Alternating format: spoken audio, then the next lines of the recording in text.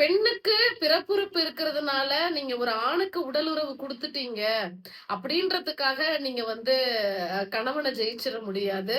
அதே போல மனைவிக்கு நீங்க ஒரு ஆணா உங்களுடைய செக்ஸ் வாழ்க்கைய நீங்க குடுத்துட்டீங்க, நல்லபடியா வச்சிருந்தீங்கன்றதுக்காக ஒரு பெண்ண நீங்க உங்க மனைவிய ஜெயிச்சிட முடியாது. அத தாண்டி என்ன இருக்கு?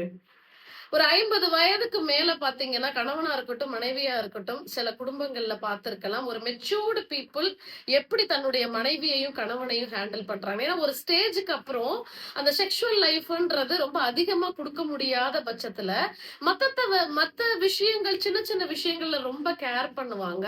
ஹஸ்பண்டையும் கேர் பண்ணுவாங்க. ஹஸ்பண்டும் கேர் பண்ணுவாங்க.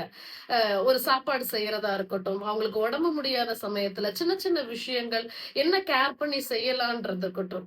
அந்த விஷயங்கள் அன்பான வார்த்தைகள் பேசுறதா இருக்கட்டும்.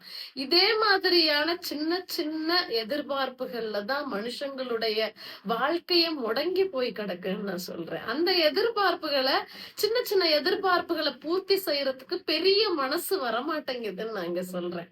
அந்த பெரிய மனசு பெரிய புரிதல் வந்துட்டுன்னா, இன்னைக்கு திருமண வாழ்க்கை இவ்வளவு பெரிய பிரச்சனைகளையோ, ஒருத்தருக்கு ஒருத்தர் கட்டுப்படுத்திக்க முடியலையா அப்படின்றதோ பெரிய விஷயமாவே இருக்காது அப்படின்னும் நான் சொல்றேன்.